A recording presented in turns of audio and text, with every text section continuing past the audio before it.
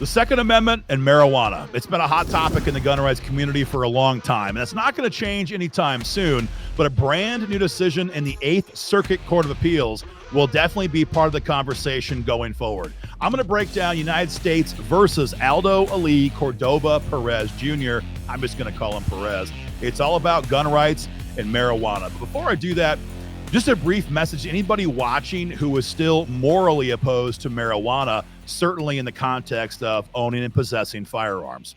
I want you to remember two things. Number one, like it, love it, or hate it, 44 states have now legalized marijuana for recreational or medicinal purposes. And we can't continue indefinitely where the states say you can own marijuana or possess marijuana, and the feds say if you do that and own a firearm, we're going to put you in prison. Something has to give. There needs to be a resolution to this problem sooner rather than later.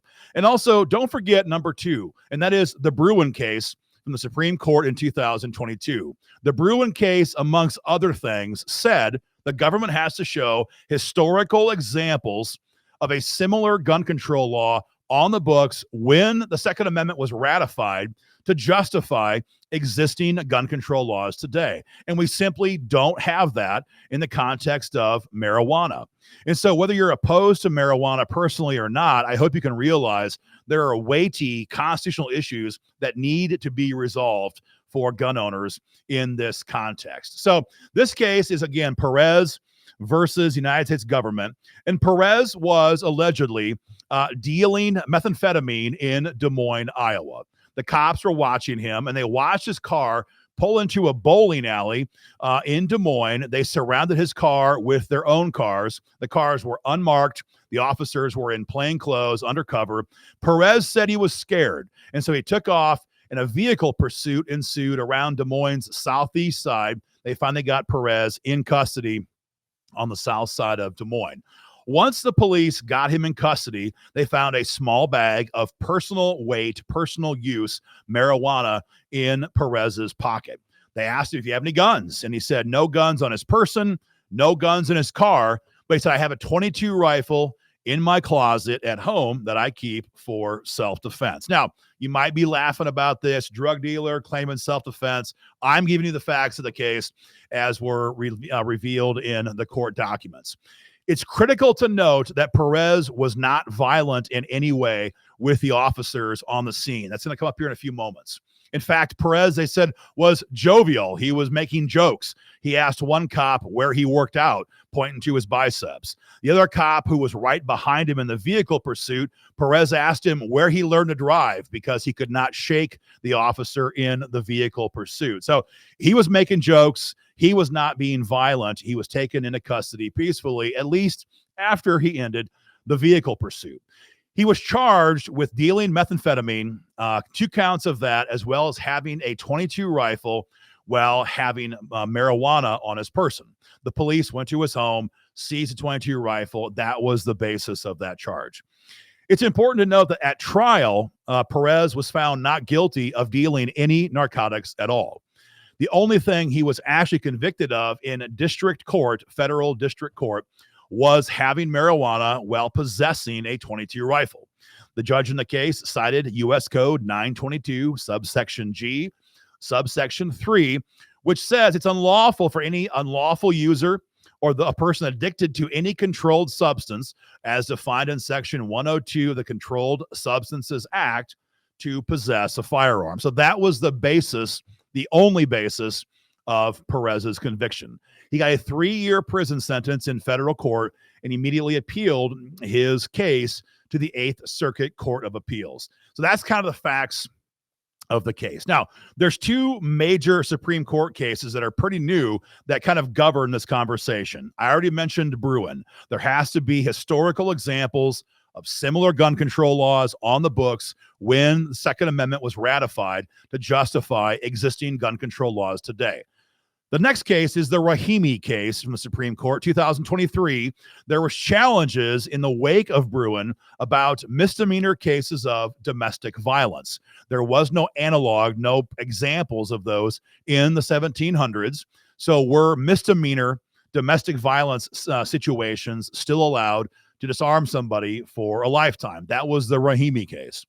In the Rahimi case, the court, rightly or wrongly, modified the Bruin case and said that guns could be taken away from people even if there was no historical examples if the case involved violence or any kind of crime of violence. Now, again, Perez did nothing violent once he was detained by officers. So in this case, no allegation of violence, just a blanket ban based on 922 subsection G, subsection 3, put Perez in prison for 3 years. The Eighth Circuit, after reviewing the case, disagreed. They disagreed with the district court, and they have remanded the case back to the lower court for reconsideration and possibly even a retrial. This is a major development in this conversation. What the court said in particular is that you can't just disarm people because they have marijuana. They need to answer a couple of key questions on an individual basis. One question is, did the marijuana use cause erratic or dangerous behavior? That goes back to the Rahimi case, right? Was there something violent in the situation, and did the marijuana possession cause that? The other way of justifying this, according to the Eighth Circuit, is does the behavior somehow classify the person as a special danger? They pointed back to the mentally impaired laws of the founding of the country and said certain drugs may make somebody just blanket so dangerous that he or she could be disarmed just because they have those types of drugs, like PCP, for example. Judge Jane Kelly said, quote, "The proper question is whether Cordova Perez's marijuana use caused him to act in an outwardly erratic or aggressive manner that would, in context, be reasonably perceived as disturbing or dangerous to others." Now, the government argued that Perez's vehicle pursuit was dangerous. He could have harmed somebody else. He could have caused harm to the police who were pursuing him. They argued that was dangerous. Now, of course, it is dangerous. That's not in dispute. What the court said, though, was that you have not proven how the marijuana in his pocket caused the dangerous behavior. Was that pursuit dangerous? Of course. But that is not necessarily caused by the marijuana. They said, quote, "We have already held that without more information, basically, neither drug use generally nor marijuana use specifically automatically extinguishes an individual's Second Amendment right." That's what the court said.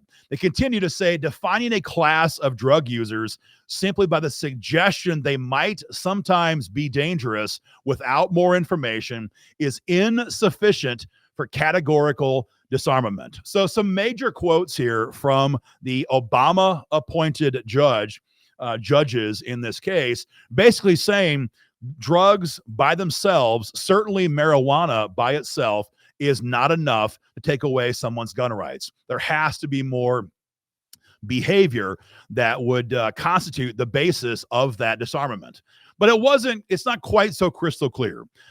The court also said the drugs themselves may make a person violent despite any outward aggression. They said, quote, "If marijuana caused Cordova Perez to act or drive in an erratic way, for example, he might be disarmed constitutionally under 922 subsection G, subsection 3, even if his outward behavior was not violent in the same way as perhaps the combative hostility sometimes associated with PCP." They're referring to his driving. So Perez could be calm, but his driving could be erratic because of his narcotics, and that might be enough to take away his gun rights. The problem is, nowhere in the trial court phase did the government prove that Perez's behavior was caused by the marijuana. They could never prove that he was using marijuana, and they couldn't find any way to show that his pursuit or any of his behavior was caused by the marijuana. And that's the problem the Eighth Circuit had with this conviction.